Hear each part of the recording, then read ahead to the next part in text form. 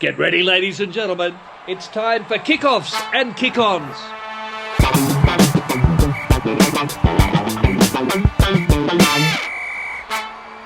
Count me in. No. In Italian. No, in reverse. No, that's two. Yeah. Molto bene, grazie. Ciao and bienvenuto. And welcome to Kickoffs and Kick-Ons. Yes, it is the KOKO Show.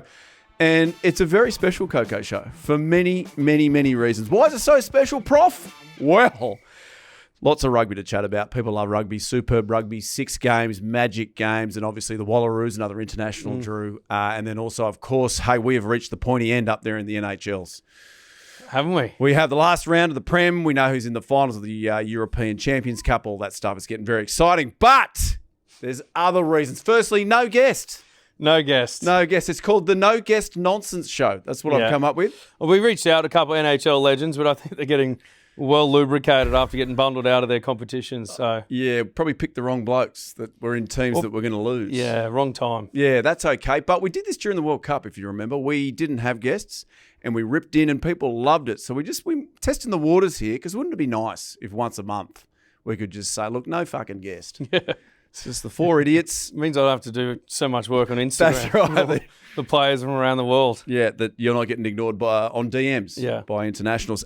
So, yes, no guest nonsense. Secondly, we have 2 of our members of our panel today that are actually NHLs. Obviously, there is always Gits up there in San Diego. Yes, it is a Northern Hemisphere place, Gits. And secondly, you wouldn't believe it, the other man, he's in bloody Positano, Italy. So, as I introduce him today, I'm going to do it as a succulent Italian meal. That is the theme of our introductions. Now, on the chef's menu today, buongiorno and welcome. To start, it's prosciutto e melone. Yes, it is a prosciutto and rock melon. Who is the prosciutto and rock melon of our group? Well, he's definitely meaty, a little bit fruity, and a lot healthier than your next 2 courses. It's all the way from San Diego. It's Matt Gitto. Welcome. Hey, Gits. Thank you. Now, for mains, it's our cacio e pepe, cheese and pepper pasta. A very, very simple dish.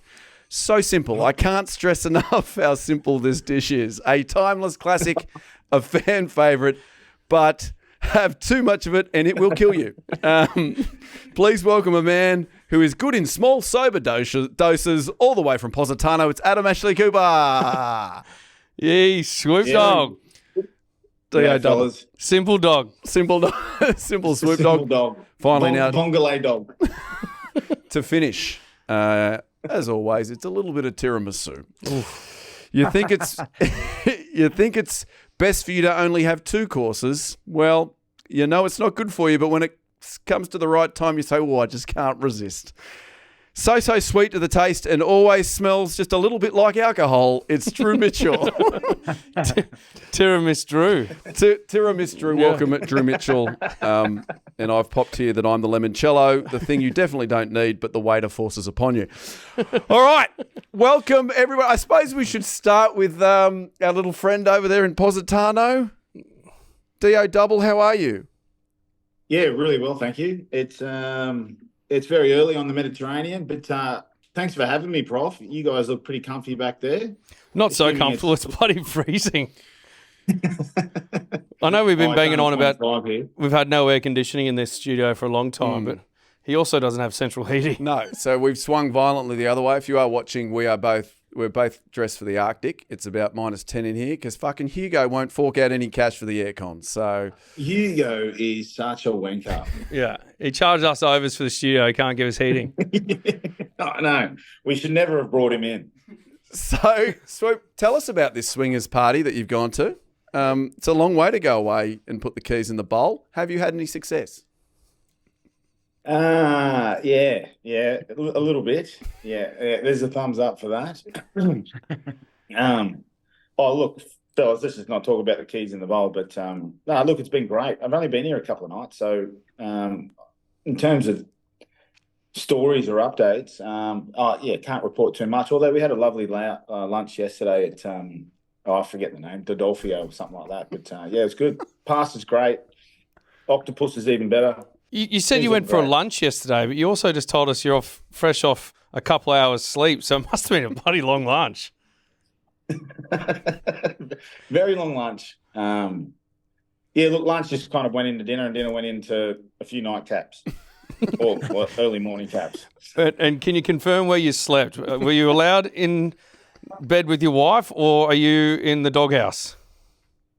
Oh, yeah. Look, well, the dog box is on the far right corner of the bed. There's a pillow between us, but no, look, I got a good night's sleep. Oh, the pillow between.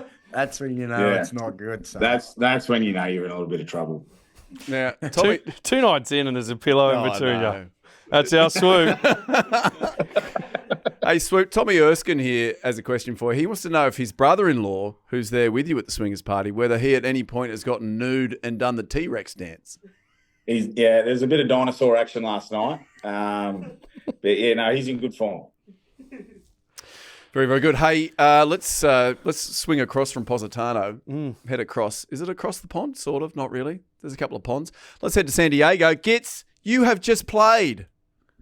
I have. Got out 60 minutes. We got done by a point against the defending champions.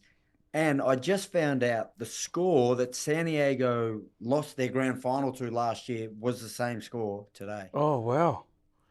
How did you play, Gits? Were you happy with how you ran around? Well, we didn't win. So, no, I'm not happy with how I went around. But I was happy to get through it, like physically, mentally. Emotionally. I feel like I can still compete a little bit at this level. So I got a bit of positivity from that, but obviously disappointed with the way things ended. Now, Goy, you went off at the 62-minute mark.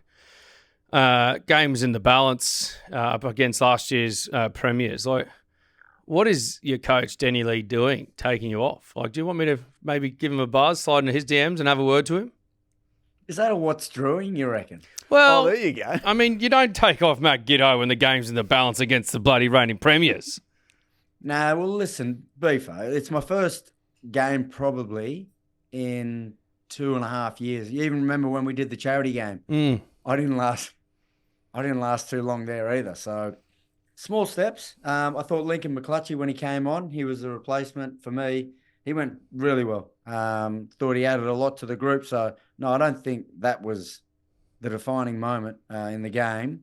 But hopefully moving forward, in the critical times, I'm able to stay on. He was at Moana Pacifica last year, wasn't he?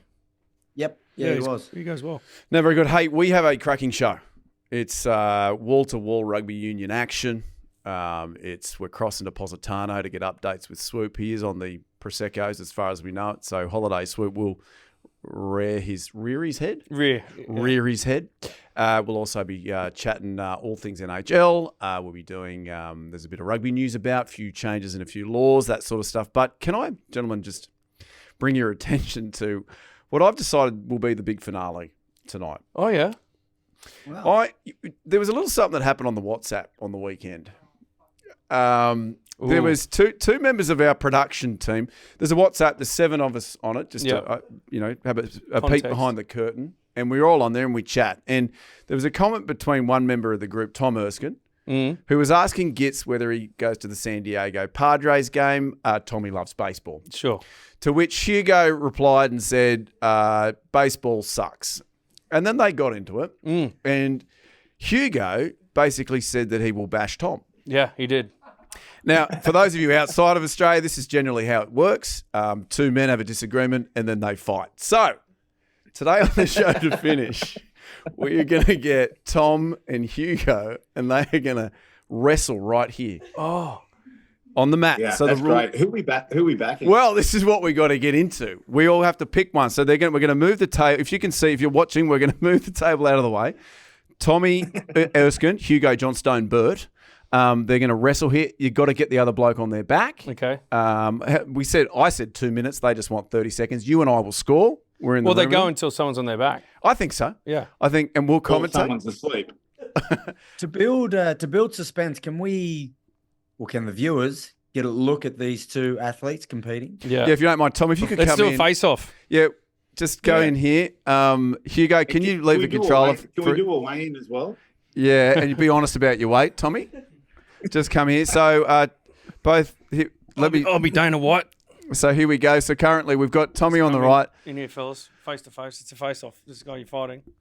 Tommy's all quads, to be honest. Hugo's got a bit more upper body stuff. Hugo definitely. He's got the crazy gene. He's ginger. Yeah, and so anything could happen. Tommy, what are you weighing in at, mate? Oh, a solid 90, 93, 94. That is bullshit. That's bullshit. Maybe in the back of your pants.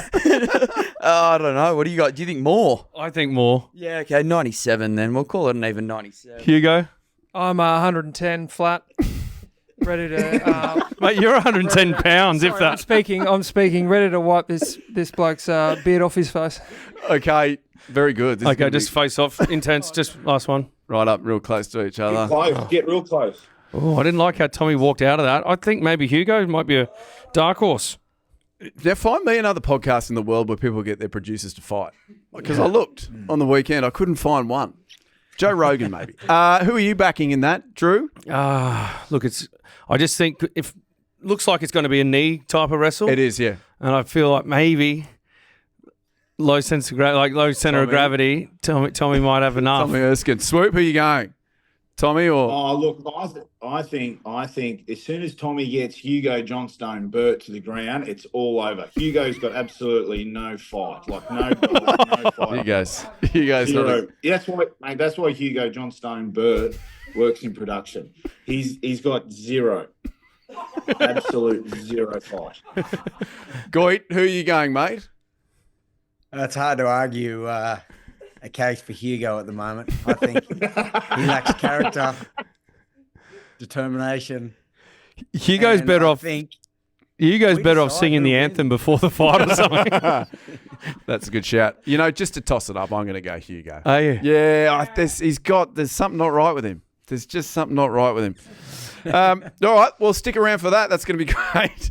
Two producers fighting at the end of the show. Merchandise plug, Swoop, I've got you. Can you do it quickly for us?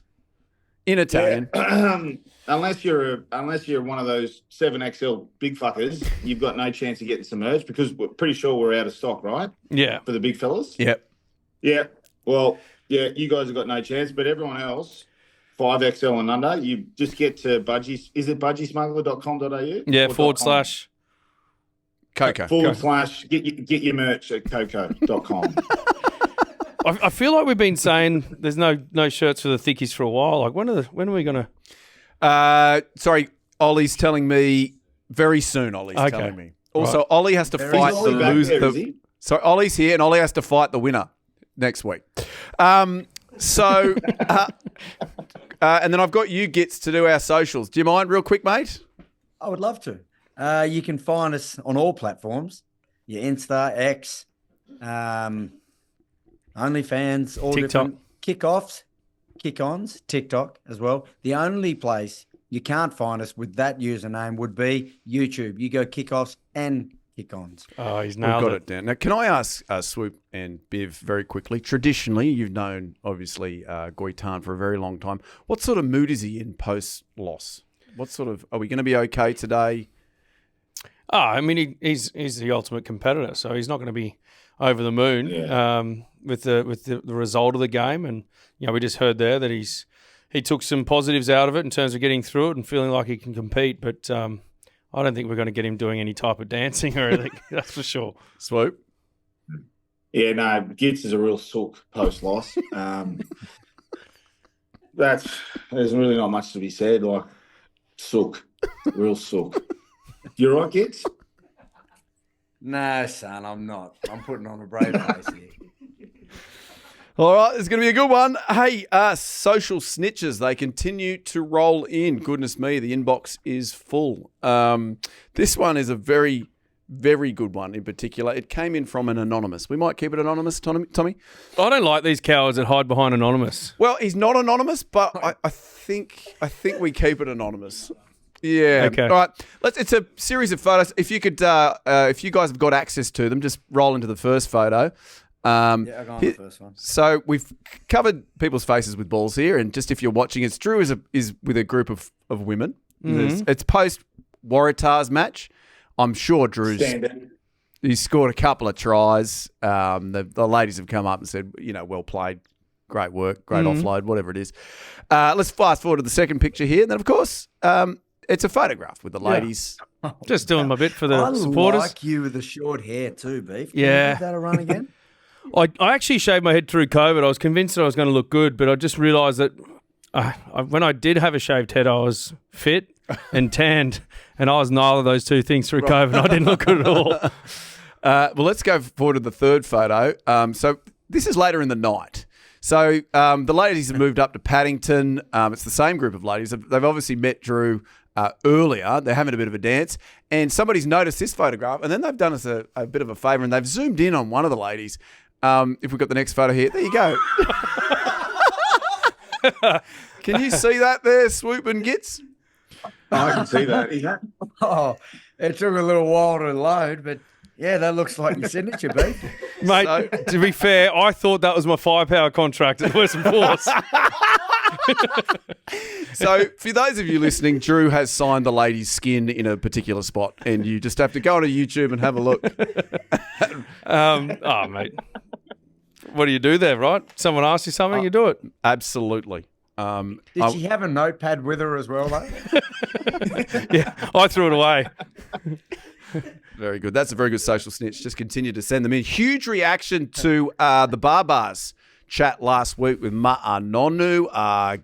Swoop, you talking about the plays that were called, the lead up with Gits. Lots of people saying perhaps the greatest backline ever assembled. Oh, the greatest backline ever. But also one of the greatest stories. We didn't play basketball at all that week. So if you watched last week, yes, we did. No, we didn't. Where did you go to a Celtics game or something? I'm pretty sure we played basketball for Wallabies on a trip, but not Barbars, bro. Yeah, right. Okay, fair enough. We didn't play basketball. I'm pretty sure I was thinking it from deep.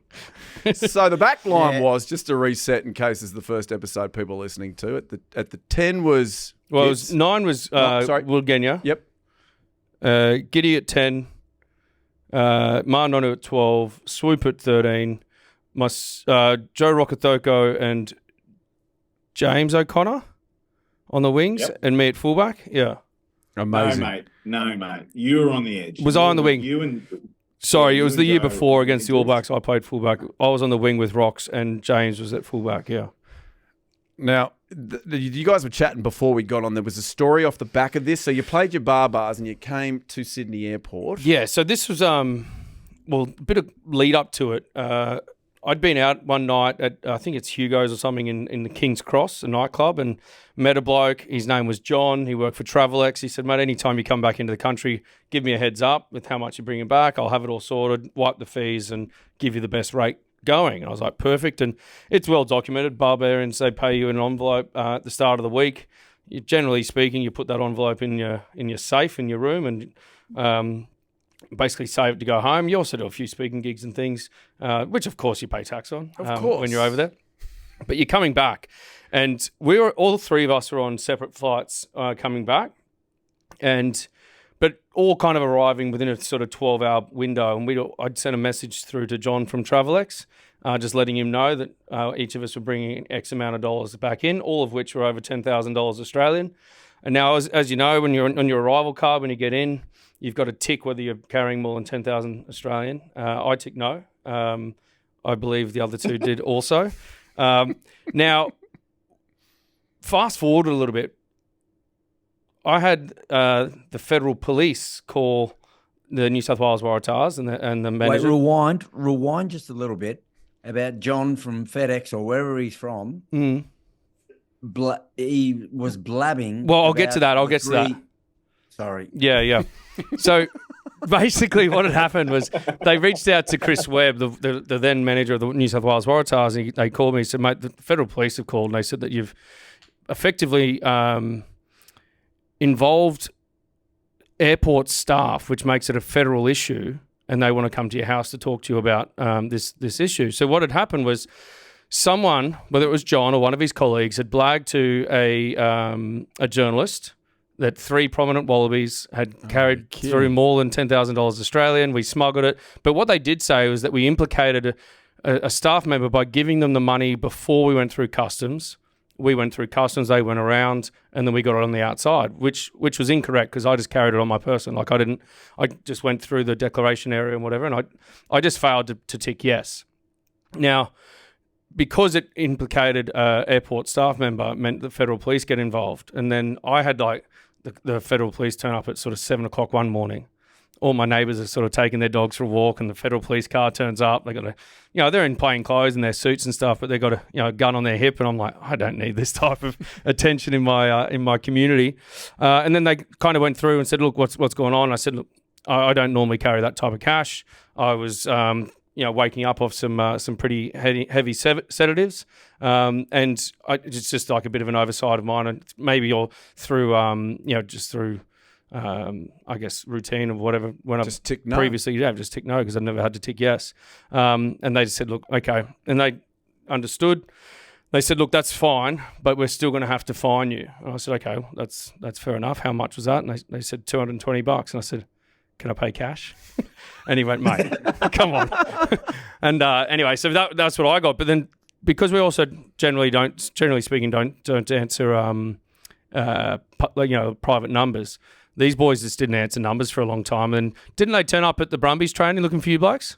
Yeah, they did. Yeah. So the guy turned up and he said, obviously went through the same scenario with Drew, explained that you're supposed to tick yes, and whatever else. And I said, well, why do you have to tick yes? Why do you need to know everything that I'm doing with my money?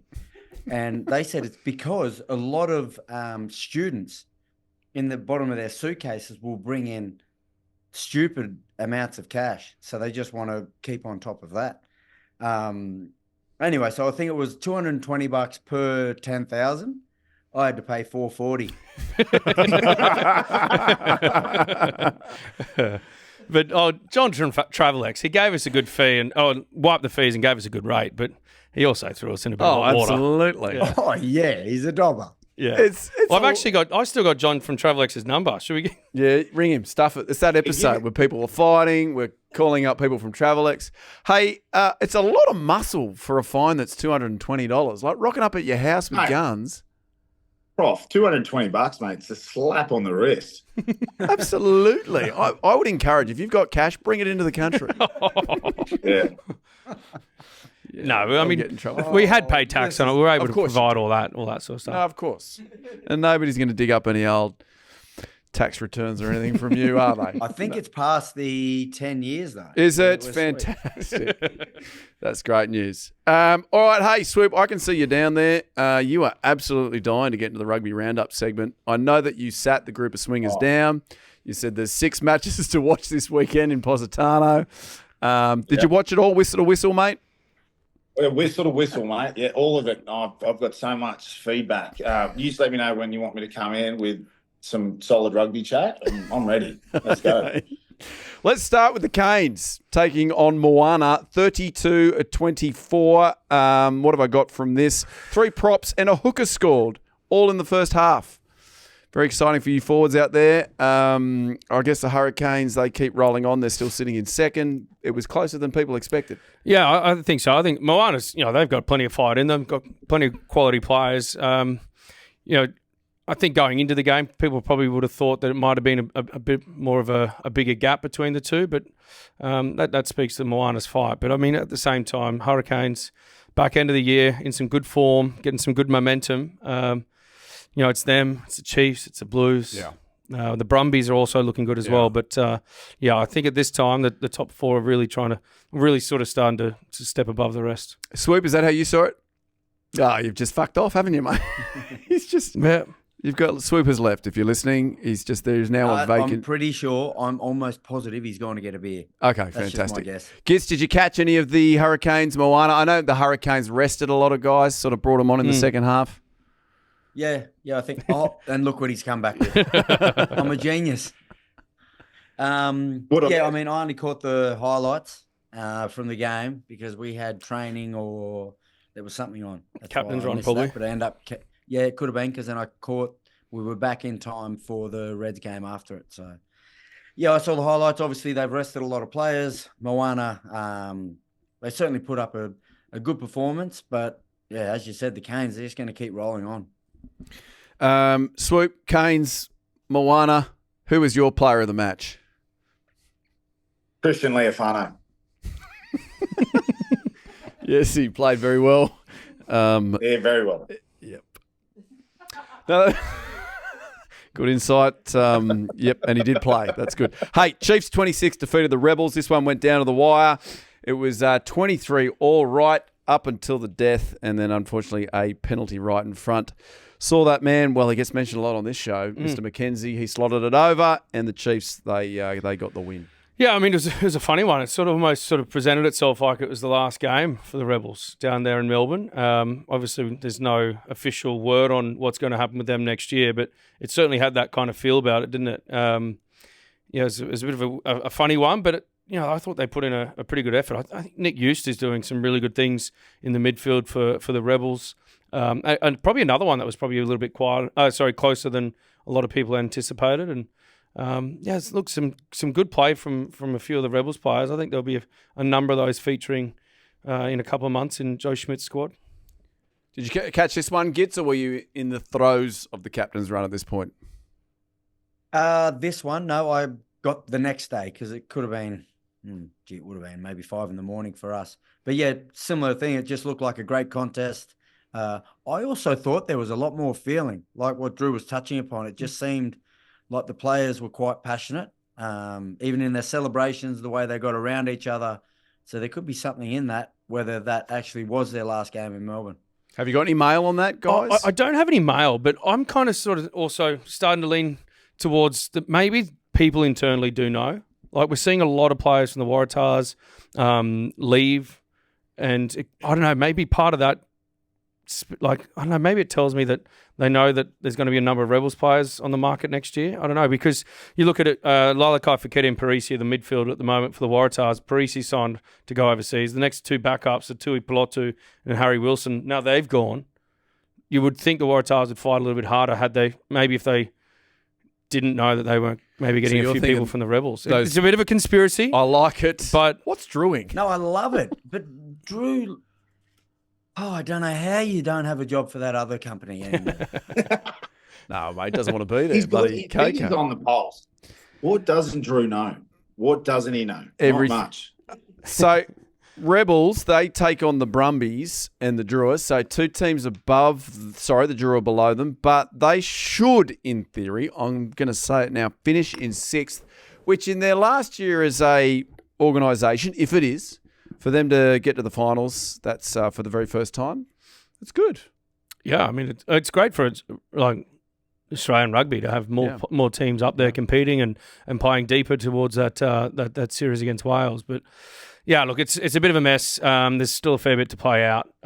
Obviously, we hope there's clarity with those who are involved, so they know whether they're going to be employed, whether they've got income coming in. And it's not just the players, it's all the staff involved. And also, I would imagine the fans are probably a little bit in the dark at the moment as to whether their team's going to be around, who they're going to be cheering for next year. But yeah, I mean, as is always the case, clarity is key. Like the sooner they can provide clarity, let's hope they provide it. Swoop, obviously lots of Rebels fans in Positano. Sorry, just for those of you listening, Swoop has now got a quill. And he is... He's off his head, this bloke. Are you penning a memoir now? Mate, yeah, well, when it's in front of you, I guess you've got to do it because you've seen it a lot in the movies. So it actually works. He's now... It is a quill. There's no other way to describe it. A quill is a feather. A feather pen. A feather pen, and he's got the ink pot. And if you are listening, he's also dressed as the man from Snowy River. So it's... Good on you, Swoop. Let's move on. Who knows, mate? Who knows? All right. Hey, this is the game that is it the Reds next? Yes, I believe you watched this one was it probably at a local pub in Positano, was it? Is there still lots of Reds fans there, mate? Do they? Yeah, I mean, they were in the game they were in the fight for the majority of the game. I guess the fact that they played with 14 men for pretty much the last maybe 20 minutes probably hurt them a lot. Well, they played with 14 men for the first 10 or from 5 to 15. And the fact that they only played with 14 for the last 20 minutes probably hurt them a lot. But, it was a disappointing loss. I thought that Crichton, the 10 for the Reds, he's gone understated in a way. Like he's directing that team around very, very well. Like he's doing a really good job. Played well, scored a try, obviously. Nice little swerve there at the end to get over the paint. But it was disappointing. I mean, obviously, we can't not talk about it. The trips from Vunivalu, it hurt them a lot. You can't. It's as bad as it looked. It's a natural reaction, I guess. When you're that last man in defense, and you've kind of beaten, like you're doing everything you can to stop a defender, but it doesn't look great when you do it twice. Yeah, the first one maybe you can excuse. Second one, like bit silly. Yeah. Drew at 28. What would you do there, Swoop, defensively? What stops you from kicking your legs out there, Swoop? Well, you got to have him underneath your, Swoop, don't you? There he is, obviously in a position where his weight was going back and he was throwing his leg out. But if he's over on his toes, you're throwing all limbs. You can't question his effort to try and bring a defender and attack it down. You're doing everything you can. You're throwing all limbs out. Just unfortunately, you can't do it. It's an infringement, isn't it, on the game? So I reckon he's sorted though. I think he saw a bit of cheese as well, and I forgot what the other one was. Oh, they're both trips going. No, I know that, son. I'm talking about the cheese was a red card, and I forgot what the red. Cheese was yellow, and I forgot what the red tomato. It was double cheese. It was double two yellows equal to red goit. 2 trips. No, he's asking what we say on the show. No, I understand that, Drew. What I'm saying is when we give a yellow card, we call it cheese, yellow. No, San Diego's in the Northern Hemisphere, Gits. Right, yeah, sweet. Gotcha. Sorry. Yeah, I know what you're picking. I'm picking up what you're putting down now. I'm sorry. Tomato, Gits, is what we decided. Right, so with the tomato, I think he's sorted, though, for Carver and Fiji bitter for life. Yeah, true. Not a bad play. And they're still in the finals. Smart. At home, is that the most formidable test now for any team to go and play Fiji in their conditions in front of that crowd? Oh, look, it looks like a tough place to play. And when I say looks, on their record, I think they've only lost one at home this year. One at home. So, it's tough. Everything involved with the travel and the atmosphere and just how much the Fijian and Drew's supporters get behind them. But also, I think they just play at a different level, don't they? I think also the bus drivers, you add that as well to the travel and everything else, because the Reds crashed their bus on the way back to the airport. Did they? You're kidding. Yeah. I got strong mail that's what's happened. But I think they still made their flight, potentially. But yeah, after the game. I heard Vunivalu was driving the bus and they were filthy at it. How many mistakes can you make in one day? Hey, are you still on the Reds to win the whole thing, Swoop? You tossed up the Reds last 100%. week? Still on the Red. Yeah, still on the Reds wagon, 100%. Okay. 100%. The Reds can do it. Kissy knows what he's doing. Those boys know what they're doing. I reckon they're a good shot. I wonder if he's tapering. You know how athletes taper? Yeah. The right word? Do you think they missed Harry Wilson against Fiji, Swoop, and will they miss him moving forward? Well, of course, mate. I guess when you're carrying about 25 carries a game, post-contact meters in the hundreds, of course you're missing that. Big has. Of course. Spiritual leader, physical leader, emotional leader. You're missing the big dog. I saw his brother go out, out of empathy, and he broke his wrist as well. They both had surgery throughout the week. No, honest. Really? Harry Wilson's No shit. On Harry's Instagram, put up a post, and both of them. Harry's in a sling because he was a bit more forearm, but his brother's his wrist. What's going on with his family? Both wrist, right hand, or I think it is both right hand. That's horrible. A couple of left-handed wipers. When your right's out of action, geez, what do you do? Well, I broke my right wrist when I was 19. I switched to my left, and I haven't gone back. What? Are you kidding? Brumby's 31. Sorry, boys, got to get on to the next game. Brumbies 31 defeated the Crusaders 24. Wow. What an a ending finish. to a game. The Holy controversy. dooly. Yeah. Who wants to take it? Someone. I will. Yeah, go Swoop. I'll leave it. Because I'll leave it. Swoop won't because he'll say, No, I'll take it. I love the Brumbies. I love the Brumbies. I love the Brumbies. No, you don't. We don't love you. You're done. You left. Some of my best years down there. In fact, actually, Adam, eight years down in the nation's capital was a wonderful time. Time. Well, you know what? When you left, we all celebrated. You know what? I left and won a premiership. You do the math. See, so you're not Brumbies. It's the swing of the beer post. No, I'm on the Brums.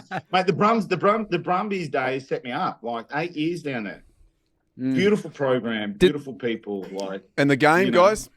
Hold on. Oh, yeah. Wait. Okay, Swoop just said the Brumbies set him up. I saw something in the media through the week that Wallaby superstar Adam Ashley Cooper made a 7-figure sum selling an apartment in Darlinghurst. Want to talk us about that investment?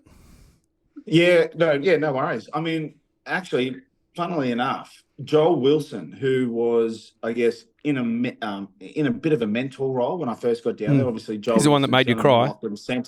Yeah, he's the one that made me cry.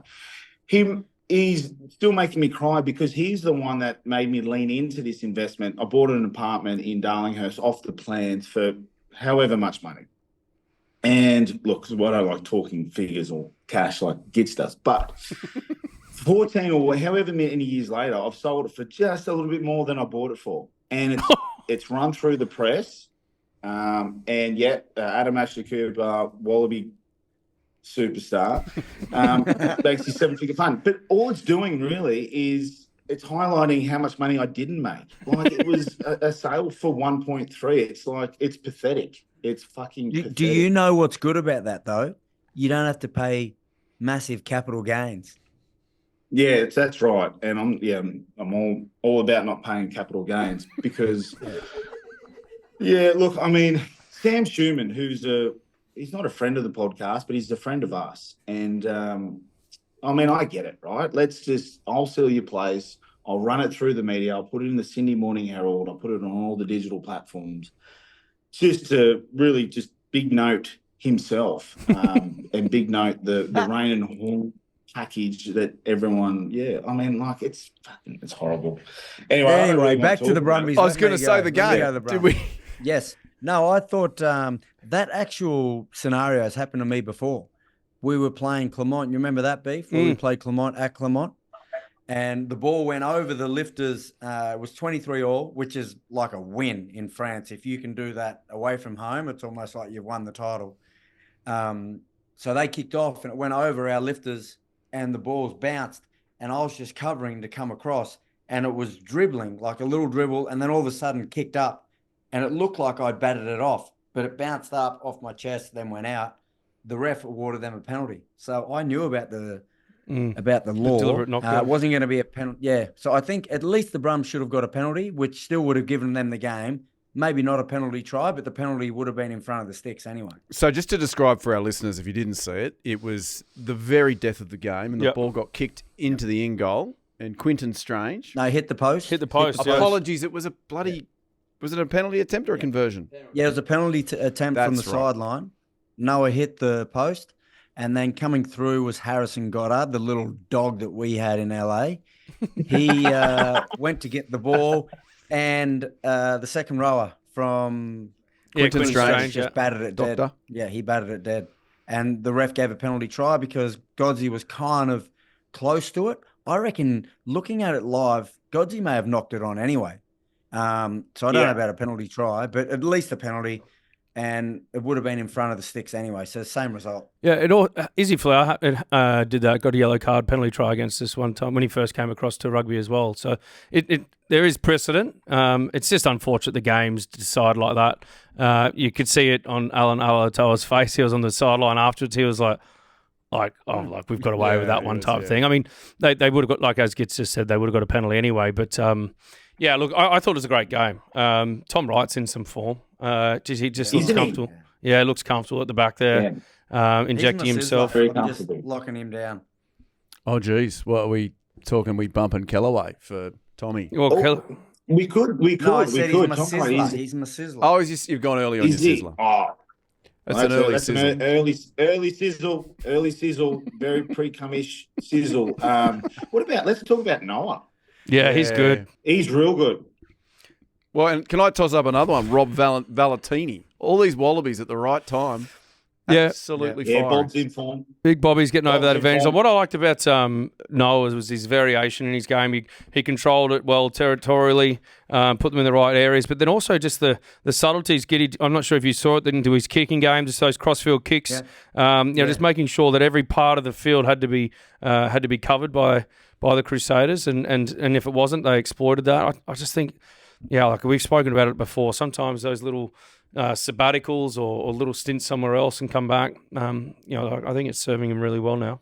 Absolutely. I think it's also the consistency. Sorry, I was just going to say, with the consistency of him getting selected, I've touched on it before in the pod.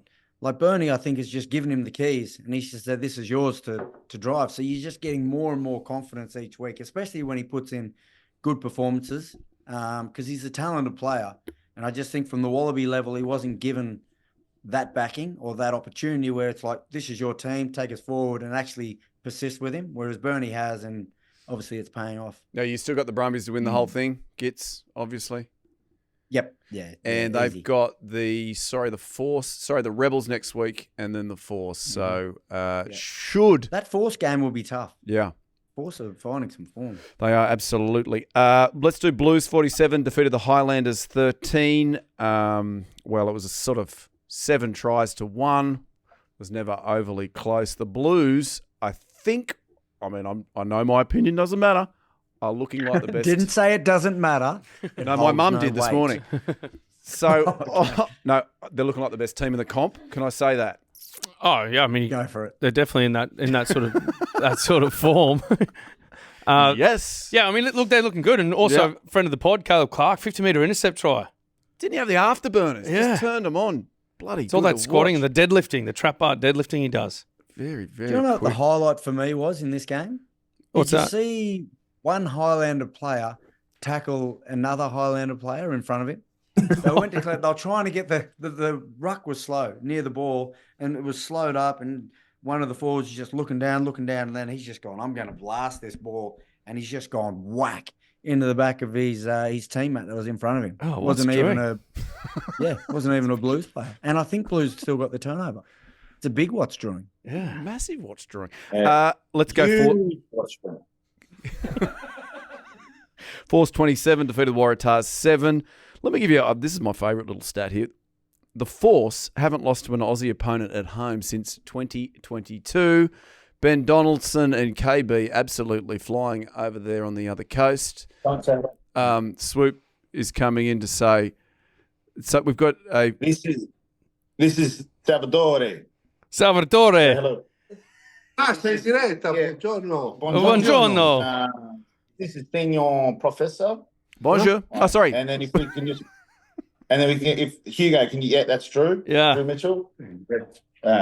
Mate, you should see this guy's hands. Have a look at these. Look at these things. Mate, I thought I had sausage fingers. Look at this. Look at the mix on this bloke. What's sausage in Italian? Sausage. Yeah. What? Come your. That's sausage French. in Italian. Sausage. Sausage. It's sausage. Definitely sausage. Sausage. Sausage. And you say sausage. Saucisson? Is it? Oh, no. Salami? Sausage. Salame. Salami fingers. Sì. Salami fingers. Look at these things. The things you could do with these mitts, hey? Only if I had you on the left side of the bed this morning, hey? For a little Pompino. Okay. Can you ask him if he watched the Force Waratahs game? Ciao. Force, they're coming good at the right time. Yeah, of they the certainly year. are. Sitting in ninth. Yeah, I mean, that Force Waratahs game, look, the Tars going into it. Had another couple of guys playing for the first time in the front row. Another one of their front rowers went off. Set piece was difficult for them, but I thought the Western Force played a really strong game. Ben Donaldson's in the best form of his life. Why is he in the best form of his life, Drew? Well, I don't think we can put it down to one thing, but I know what you're alluding to. I think it obviously has a lot to do with the combinations he's forming, not just with KB at fullback, but Hamish Stewart at 12, Nick White inside at number 9. What they all speak to, and you listen to them after the game, they all speak to the clarity and the communication within that team. And, with that, it just means, and I think you've spoken about it, Gits, where it looks like Dono's just having to worry about his game and not having to worry about positioning everyone and basically placing players in the right positions and worrying about that rather than what's in front. I think, what is it, Princep? Reed Princep at number 8. He just looks like a hard bastard, that bloke. Gets over the yard line, does some like the dirty work in the dark arts, just gets them over the yard line, does some stuff in the breakdown. Like they seem to be coming good at the right time. Swoop, come on, why is Dono playing so well, mate? Just say it. I know you're dying to. Well, I kind of want to touch on what Drew just spoke about in terms of like when you build trust amongst a team, you can just go out there and focus on your own performance. I think either early on in the program or early on in the season, there's always new combinations. It's hard to focus on your own game in a way because you're always worried about the partnerships and the combinations or the clarity around being able to execute your role with other players that you're unfamiliar with. But I think the fact that they've been together for a while now, and they've obviously had a pretty tough start to the season. But I think that the fact that Simon Cron is trying to install this vision and a way of play in a way where they're just focused on doing their role very well. There's clarity amongst their attack, their defense, and he's installing a real hunger. You're seeing these blokes really want to play for each other, and I think the fact that when you build that trust, which Drew just spoke about, you can just focus on your own role. When you're going into a game and all you need to worry about is your own role, it's the perfect scenario in a way that sets you up to be able to execute, perform well. And when you're performing well, then it just has this nice, influence or flow-on effect to the other guys around you. So I think that's what we're seeing. I think these guys are hitting form at the right time of the season. And where are they sitting on the ladder? That's what I want to know. Ninth. They are, and they're 2 points behind. And what's their what's their run in? So their last 2 games they've got are the Reds and the Brumbies. Reds in Queensland this weekend. Brumbies at home. And then Brumbies back at home. Yeah. They're a chance. Yeah. Mate, they're a chance because you know what? I think, Suncorp's a bit of a neutral ground for everyone. Have you ever felt that? Like as in when you go up there you play up there a lot for the Wallabies and it's such an awesome venue to play in and there's a real atmosphere up there. I think everyone plays well in Queensland. I think the fact that you go up there for a Super Rugby team, it's kind of a bit of a neutral venue. I don't know if that hurts the Reds or not, but that's the way I feel. Whenever I've gone up there, I've felt at home. Like I think Suncorp's one of the best stadiums to play in Australia. It's the same when you play at Twickenham or something like that. Like you're excited to be there. It's actually not advantageous for the home team. You just want to try and quiet the crowd, make sure that they're not singing. If they're singing, then they're on top. But if you keep them quiet, it's actually really good to play at those big stadiums. That's why some of the shitholes we played in at France, you just couldn't wait to get out of there. Hey, let's get on to the Super Sizzler. Super Sizzler, thanks to BEEFEATER. As you can all see, the weather's actually back to being nice in Sydney. I know last week I said it was a bit of a shit dump. It's back to being okay. Well, I mean, the sun's out, but it's freezing.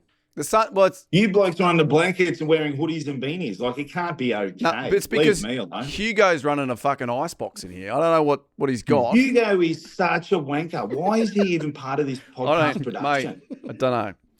Oh, that's a good shout. He may not be if he gets out-wrestled. Yes. No, we keep Tommy. Yes. We need Tommy. No, we need Tommy. It's only if Hugo loses, he's gone.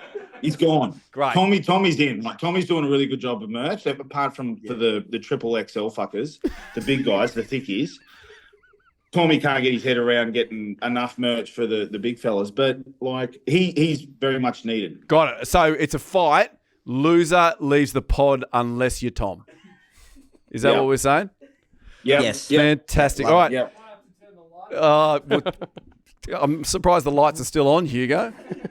Okay, just a reminder, it is great weather. Make sure you get out there and buy yourself a beefeater. It's still barbecue season. I had one yesterday. Made myself a few burgers. It was wonderful.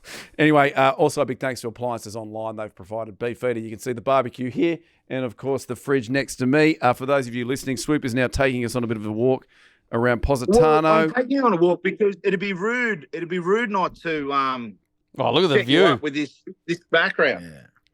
Oh, are you joking? Let me get a chair.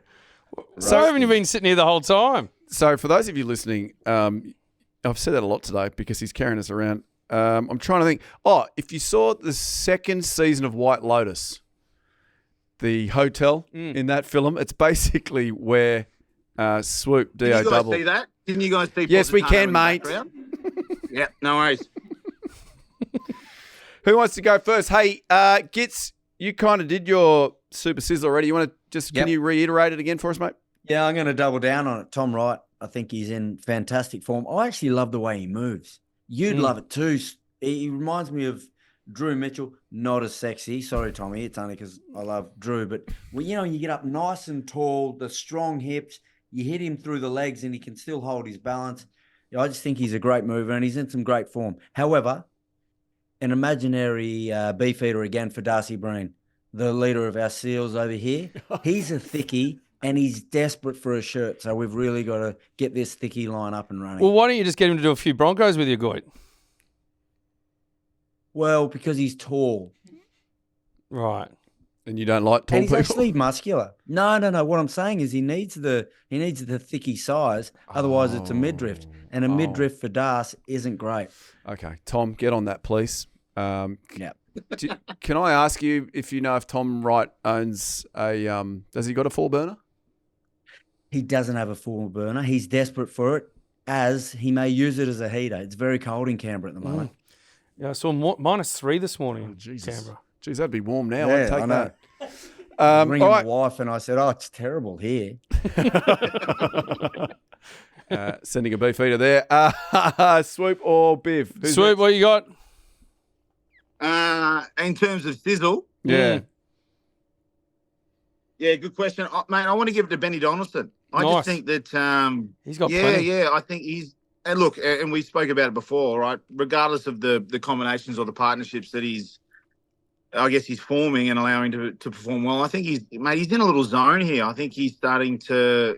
He looks comfortable.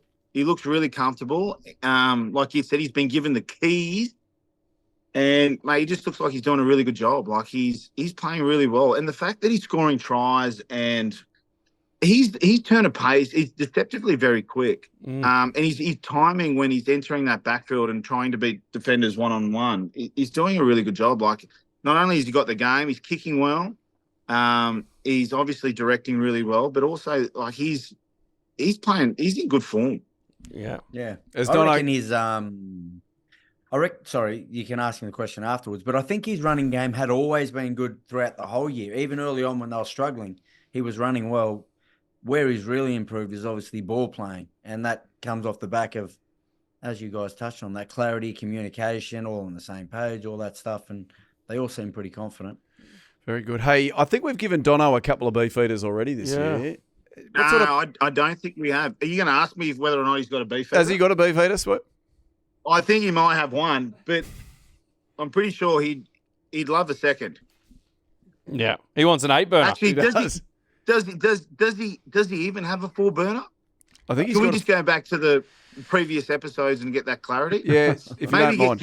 Maybe you get Hugo to work for the first time he has this year. Does he know whether or not Benny Donaldson's got a beefeater? All right, we'll get Hugo onto that. Biv, who's your Super Sizzler?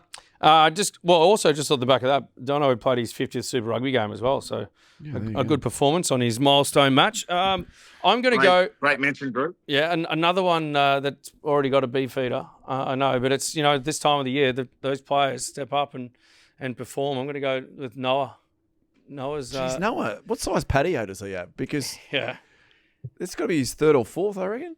Well, he's in that type of form. You Big can't fan, deny a guy though. who's got a very beefeater generous. just because he's got a beefeater. Yeah, you did right. Right, another one down to Canberra. That's good for shipping. Yep. That's going to. I'm going to sell a pub down there so I can maybe take it in the back of the car. That's a good shout. Yeah. We could just give it. Oh, is that what you do, Drew? Is it? Do you sell pubs? Yeah, that's it. That's it, right? What do you do? How'd you clear your calendar of all those ones and twos? Yeah, it's a good question. I've got plenty of ones and twos to catch up on, but I just want to go back on that. Do you sell pubs? Yeah, bro.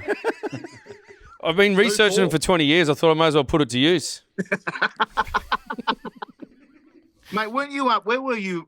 North of Coffs Harbour. Yeah, up at Wooleye, up the Wooleye Hotel. That's going to be a good little sale. When I spoke to you before I left for Positano, you were sitting down with the vendor, the owner of the pub, and you were about to juice him up to get him on board to sell the pub, right? That's right. Sign the agency agreement. Did you? Yep, that's it. You've gone to agency, have you? You've gone to agency. Well done, Drew. Hey. What's the comms look like on that? What are we selling for? Look, it's sort of around that sort of 14 mil mark. Oh, really? That's not my comms. That's not my comms. Oh, That's you think that price point could be a little higher? No, it's a good buy, Swoop. Probably better than your Riley Street apartment. better returns than that. Yeah, giving them away. Darling her, giving them away. My super sizzler, very quickly. Sorry to steer the ship back in the right direction. Is the people of Melbourne, the good people of Melbourne. They turned out for that game. That was the highest crowd for this season. 50,000 there. They showed up, and it's such a shame. Yeah. That we met a lot of the Rebels fans when we were down there, and they're sad. Mainly because they don't know what's going to happen. But good on you, the people of Melbourne that showed up for that game. Sending one to all the people that went to the game on the weekend? Yes. Oh, okay. All right. Beefeater. 7 beefeaters to Melbourne. I'm joking. That was a layup. It was a layup. That was a good joke. Sorry, Ollie's holding up a sign there. Ollie, what have you got? Just call. A fan wanted to send in. Oh, sorry. Yes. Also, there was a man who, an honourable mention for a super sizzler goes to a man called Hedge, who is on the app Hinge, who was involved in a chat. Hinge. He was involved in a chat with a young lady. I think Tommy's got it here. There's a lot to read there, and I don't have my glasses. Tommy, could you read that for us? Hedge wrote, "Oh yeah, can't beat a barbecue, can ya? Sounds like bliss weekend. I worked Saturday and then had all the intentions in the world not to drink, and then come home and find out we're hosting for the night. So I had to multiply the beers. What kind of barbecue do you have?" Hedgie asked the young lady. It's not a beefeater by any chance, is it? And the young lady wrote back, "What on earth is a beefeater? Ha ha ha ha ha. I feel like it's a normal barbecue, with salads and meats and all the good stuff." So Hedgie has now officially asked us, can we send her a beefeater, please? Thank you, Hedgie. We'll ask Hedgie if she's got one. If That's not, some good chat on the Hinge. Yeah, how good's that? Wonder how the barbecue great went. chat. Good Hinge chat. Very good chat. If you are, if you're DMing a lady, and you've just done anything, if you've just sent something to her, please send it in, because I lead a pretty boring life, and I'd like to read DMs on Hinge. Hey, I can't believe this segment's back. It's time now for Roll the Sting. What's drewing? What's drewing? Yeah, what is drewing? What's drewing this week? Have you got a what's drewing? Oh, I don't know. I feel like you're leading me into one. No, I thought you had one. This is embarrassing. Oh, well, no. Well, hey, let's talk the law changes. Okay, A lot of people want to talk them. The DuPont law. No, I want to know what these law changes are, because I'm actually playing at the moment, so... I think they're for internationals. They're from July 1. Yeah, so basically it's the ones where in the kicking duels, you can't be put back on side. You have to retreat and go back. You have to get yourself back on side rather than wait for one of your players to run you back on side. So effectively it just stops people parking up in the middle, waiting to be put on side and then forming a defensive line. Great rule. I don't Great mind rule, that. because I thought that was Mickey Mouse before. It was almost like a game of freeze, one of those Six Nations games. Forwards just standing still while two people just kicking it to each other. Apparently, it's reduced kick tennis is the idea. No more kick tennis. Obviously, the DuPont law. There is the Gits law. Do people that have laws named after them in rugby union, do you guys get together? Well, as the Mitchell law, we decided. Okay. And what's the DuPont That was the one we just spoke about. That's literally the one we just did. Okay. Oh, that's the kicking one. Okay, no worries. Gotcha. No scrums from free kicks. So this goes back to the World Cup. We obviously remember the famous against France in the quarterfinals. Yeah. There's been a fair bit of chat from mostly South African fans saying, South Africa find a way to win, and then we're disadvantaged again once more. I think I'm actually okay with this one. I think it's very clever what South Africa did at the World Cup by Damien Willemse just calling the short arm to take the scrum to bring their scrum into the game, because they previously realised statistically they didn't have many scrums, therefore weren't tiring out the French forward pack. But what I like about this one is that we're trying to speed up the game, and the option, so not in that scenario necessarily, but when a scrum collapses and we're trying to speed up the game, you give a short arm, then they go, hang on a minute, we'll slow it down and go another scrum. Like I'm all for it in that instance, where if a scrum collapses, you get a short arm, just tap and go, like let the game play. So obviously there's going to be circumstances and scenarios in the game where it's not ideal in terms of tactically. But I think in a general sense, if we're trying to speed up the game, I actually think because the ball in play is just not enough in rugby at the moment. I think we've got to keep the competition of scrum time right up there. I just don't think they should start the clock until the ball's available at the number 8's feet, or stop it every time it collapses, because sometimes the scrum will collapse 3 times in one instance, and it's 3 minutes off the clock and the ball's not even been in play. So I don't mind it for that reason, in terms of more ball in play and speeding up the game. Now the other one is the crocodile roll clean out. It's banning the crocodile roll, potentially dangerous act of rolling a player who is on their feet out of the tackle area. And the indiscretion will from now onwards be punished by a penalty. Can someone explain that? I mean, I get it, but just for people listening at home. Swoop? Well, Swoop, you're a breakdown man. Yeah, look, I actually don't get it. I want to go back to Prof there because he gets it.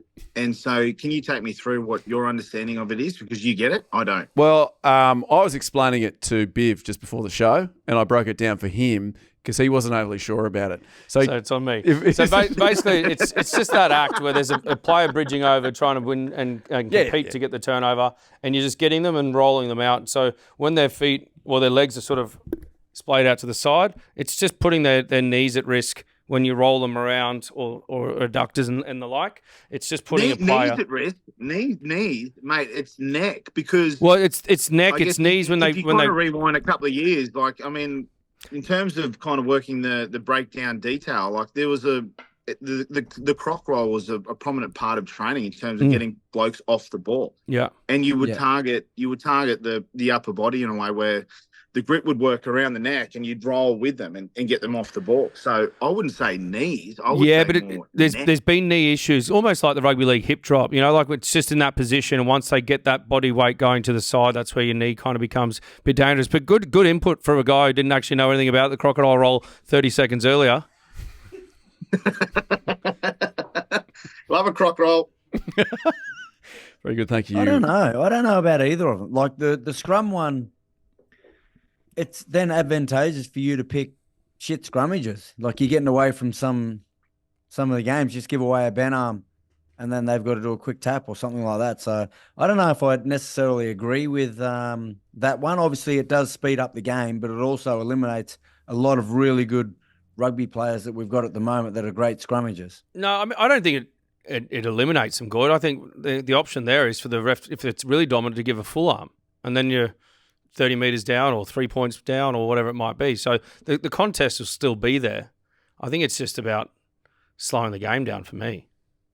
Well, so that's more on the refs then, just to make an immediate call that first time. Yeah, maybe we'll see a change well, from the refs. Well, then I'm all for that. Yeah. Maybe if it's that way, then yes, I do agree with it. But often because scrums can be pretty tough to call. Yeah. They often will just go a bent arm. So, yeah, that's that one. As far as the breakdown, I mean, I don't really care. However I can get the ball quick, just go for it. Very good. What's Drewing? Hey, the last one for the What's Drewing is Glenn Jackson. He's been appointed the new head coach of the Drua. Yeah, so Mick Byrne's gone up to the Flying Fijians international team, and Glenn Jackson, former player, former ref, now head coach. Yeah, the ref. Yeah. You're kidding me. Yeah. Yeah, we're talking about Jacko the rep. Yeah, mate. Yeah. Yeah, we played he's 60 coached games Brewer. for the Chiefs, Yep. and he was the I played assistant him this at the year. Chiefs. Yeah, he's the assistant at Fiji this year, and he's just been promoted after Mick Burns gone up. Yeah, wow. You wouldn't say that's the most natural progression, is it? Player to ref to then coach. Who do you think would be the best ref out of the three of us? Oh. You, Drew, because, mate, the opinions you have in life transfer to the opinions you've had in the game. You know what I mean? Like, I reckon you do a good job because you good communication. You'd be dominant with what you're saying. You'd just be, no, it's not a penalty. And the play might even be 40 metres away and you're still blowing the whistle. Yeah, I'm a bit of a stickler for detail. Yes, but we've all I think noticed at some that, point mate. I just wouldn't have much patience for someone being smart with me. Do you think you would show too much cheese?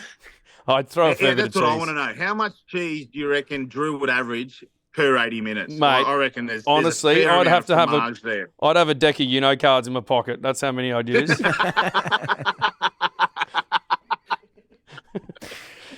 Wallaroos played the USA, and last week I said it's fair to say there's a big gap between the top three in America. I was way off. They the Eagles got it done 32-25. We were leading 17-8 at halftime. It was like a game of two halves. I don't know if you've heard. Yeah, it was a strong start from the girls. I think. Look, it's one of those things.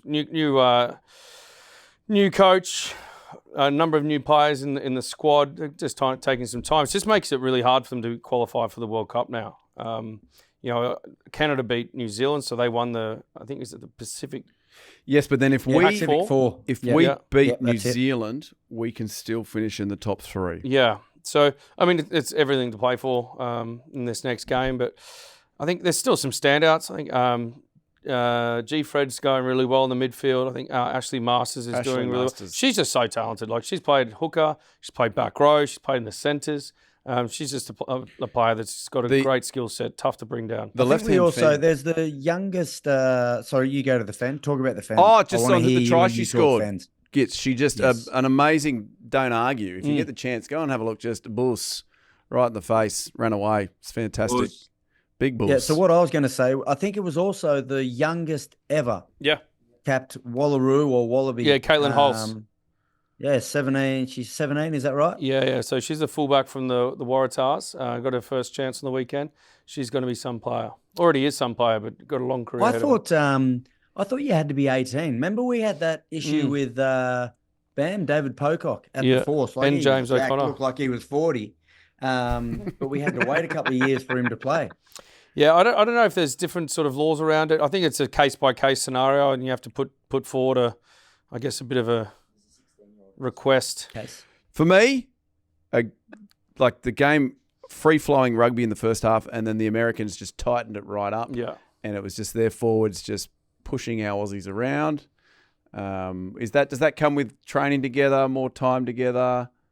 Yeah, I mean, I think obviously all those sort of defensive systems around the ruck, how you then slow their ball down, how you try and win it back, just putting pressure on the opposition team. They just found themselves under pressure for too long, weren't able to sort of alleviate that. Now, the other thing I was going to say, if you while you're looking up the don't argue, also look up the no-look pass from the reserve halfback. I'm going to get this wrong. Taina Takafu to the Lottie Clapp try for the Americans. It is Magic Johnson-esque. Really? One of those. Make sure you look that up. A lot of bussing. Lots of bussing on the weekend. It's my favourite type of rugby union. All right, let's get into the Northern Hemisphere Legends, the NHL news. Premiership, obviously the two semi-finalists. The Saints will take on Saracens and Bath will take on the Sharks. Yeah, are we picking? Yeah, pick who's going to win. Come on, I think, Saints. I think Saracens are going to get this one. Owen Farrell in his last season before he heads over to Racing. I think Saracens. Boys. I think the Saints, they've been the form team all year. And we've got a couple of young Academy Saints players here at the Legion, and they've informed me that it's a certainty. So Saints. Oh, wow. Is that a bit of an inside scoop there, like insider trading? What's the hype? I didn't bet Swoop. So I don't know about the trading part, but it's certainly some inside information. Yeah. A couple of Aussies playing for the Saints. Yeah. James Rahm. Nah, mate. No, you go, Swoop. You go. No, you go, Prof. Couple of Aussies. Rambo. Rambo. He's on. It is Rambo, James Ram, and Angus Scott Young. Scott Young, yeah, he's been doing it. He's been up there a few years now. Absolutely. And then obviously Bath v Sale. You got Finn Russell versus George Ford, Battle of the Big Tens. Bath v Sale. What happened to Gloucester? Oh, they're in the European Challenge Cup. Gloucester takes on the Sharks. Obviously last week Gloucester lost by 90, but they rested 14 men because they wanted to win this one. Well, I'm going to okay. In that one, I'm going to go the Cherries, Gloucester. Okay. And in the European Champions Cup, Toulouse v Leinster. All right. I'm going my boy Drew Pont and Intermac. They're going to do it over Leinster. Very good. Very exciting weekend up there in the NHLs, and that, I think we all agree, was a very comprehensive look at it. Let's look. We're going to finish here. It's been a terrific episode. Oh, no. I'm just starting to settle in here. We can't finish yet. So you're going to get home pissed twice in a matter of 4 hours. And like I said in Melbourne at the Super Round, it's a bad morning to be a Peroni. Now, I've just been slid a phone by Ollie Silverton, our another producer that'll fight at some point.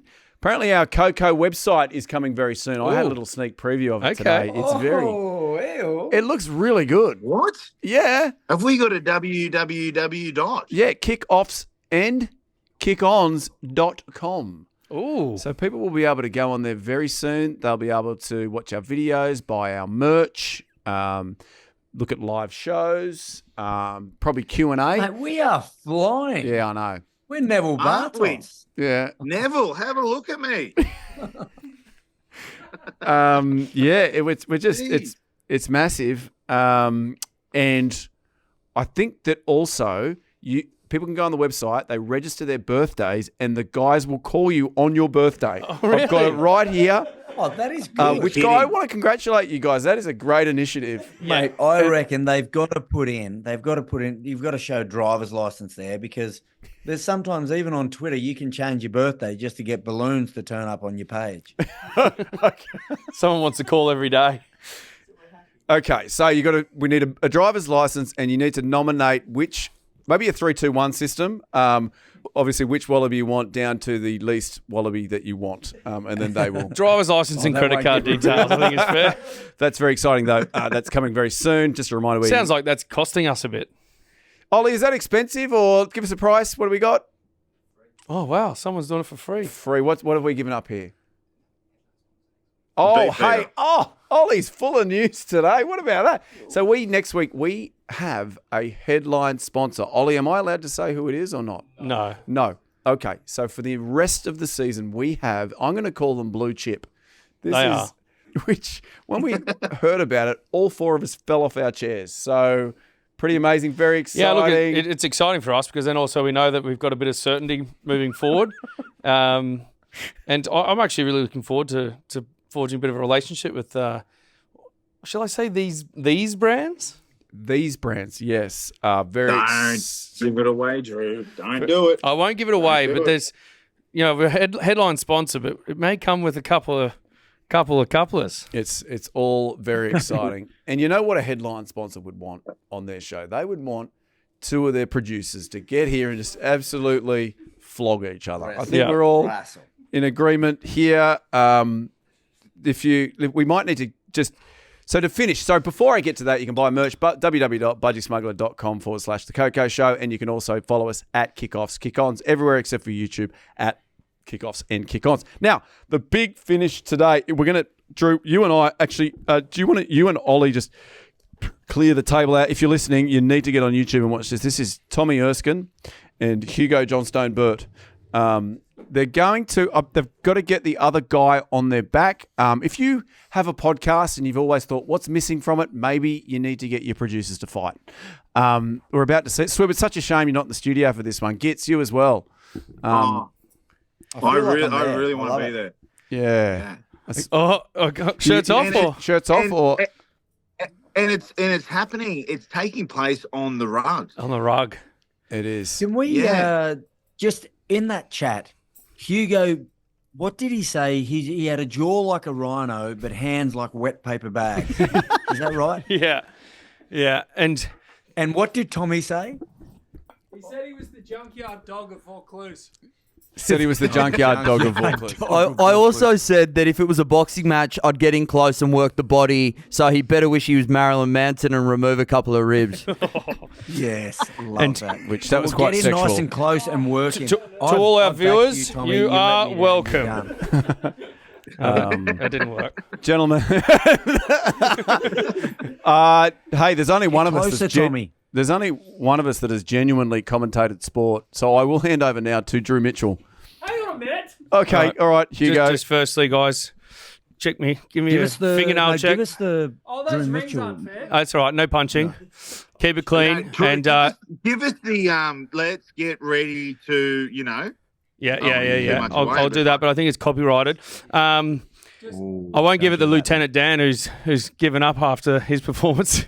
He awarded the win to the wrong female in a boxing fight about a week ago. Anyway, guys, just don't knock any of the furniture or the technical stuff. Keep it clean, and if you have to, gouge some eyeballs. So it's just getting the other bloke on his back. On his back. All right, 3, 2. Wait. Oh, let's get ready to jungle. I had to say that. 3, 2, 1, go. Oh, his weight's all in the back, Hugo. I think he's caught. Oh, he's come with a burst of energy. Here we go. Oh, Tommy. Oh, that's knees. Knees and ankles. Oh, that doesn't look good. Are you okay? That is that? Ladies and gentlemen. Hugo, you proved us all to be right. And you've lost the job. John Stoneberg. I think I pissed myself a bit at the same time. He'll have to go back to acting. What a loser. Oh no, he knows the Rock. He was in San Andreas. Tommy, A little bit of fun. Thanks, Tommy. Appreciate that. Tommy, just a quick word. That's why they call me the widower maker. Literally no one's called you that.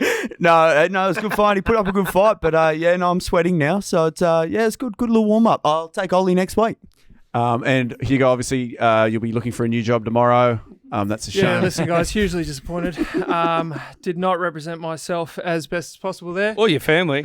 I am going to blame the fact that I needed to take a piss beforehand, and hence piss myself right now. Anyway, thank you. You're very short of...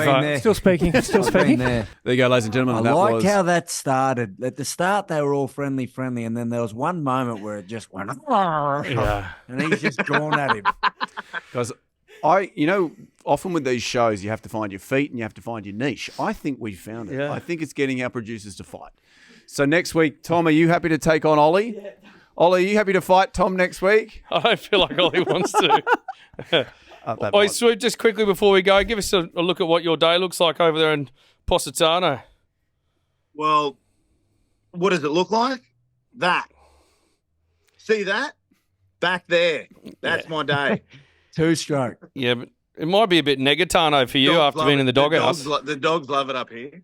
Yep, all right. What's Salami Fingers up to? Like, is he your chef or something, is he?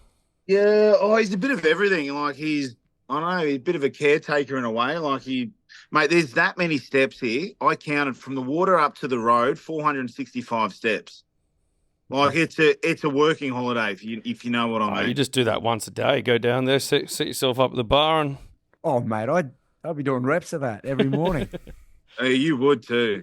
Very good. Hey, that was the show. I hope you enjoyed it. A little bit of a different one this week. We'll be back next week with our major sponsor, KOKO. We'll have a guest next week too. We will have a guest. Thank you for listening. Yes. Thank you for watching.